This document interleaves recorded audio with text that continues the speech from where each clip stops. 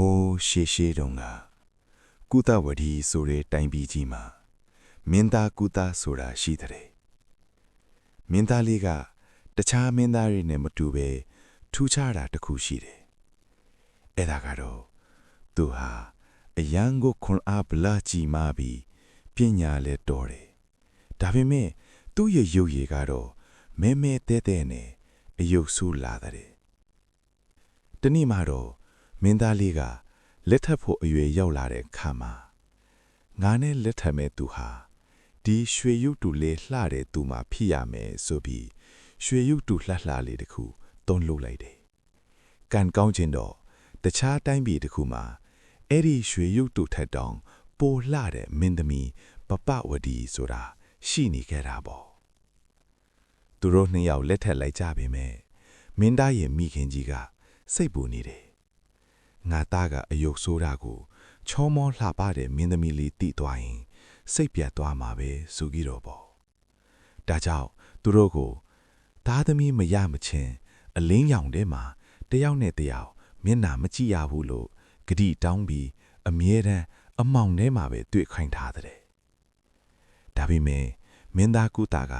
မင်းသမီးလေးကိုအယမ်းမြင်ချင်တာနဲ့အသွင်မျိုးစုံပြောင်းပြီးခိုးကြည့်တယ်နောက်ဆုံးမှာတော့မင်းသမီးလေးကမင်းသားကုသဟာအယမ်းအယုတ်ဆိုးမှန်းတည်သွားပြီးစိတ်ပြက်ပြီးသူ့ရဲ့နေပြီးတော့ကိုပြန်ပြေးသွားပါလေတော့မင်းသားကုသဟာစိတ်မပြတ်ဖဲသူ့ရဲ့ချစ်တော်ကိုပြန်ခိုးဖို့ပပဝတီနောင်ကိုလိုက်သွားတယ်မင်းသားဆိုတဲ့ကွန်ပကာတနတွေကိုစွန့်လွတ်ပြီးမင်းသမီးရဲ့နန်းတော်မှာ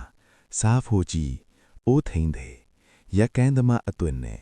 အောက်ခြေသိမ်းအလုပ်တွေကိုကြိုးစားပန်းစားလုပ်ခဲ့တာမင်းသမီးလေးကမင်းသားကုသမှန်းသိလို့နှိမ်ချဆက်တန်ပေမယ့်မင်းသားကတော့စိတ်မဆိုးပဲပိုပြီးဂရုစိုက်ပေးခဲ့တာပေါ့ဒီနေ့မှာတော့တခြားတိုင်းပြည်ကမင်းသားခုနှစ်ပါးကမင်းသမီးပပဝတီကိုလူယူဖို့စစ်တိုက်လာကြတယ်အဲ့ဒီအချိန်မှာ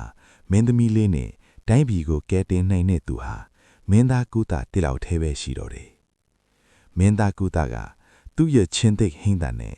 ရန်သူတွေကိုနှိမ်နှင်းပြီးမင်းသမီးလေးကိုဘေးအန္တရာယ်ကနေကယ်ထုတ်နိုင်ခဲ့တယ်။အဲ့ဒီအချိန်ကြာမှာမင်းသမီးလေးကအော်ရုပ်ရည်ဆိုတာခဏပါလား။တကယ်မေတ္တာစစ်နဲ့စွမ်းရည်ရှိတာကမှတန်ဖိုးရှိတာပါလားဆိုပြီးနားလည်သွားခဲ့တယ်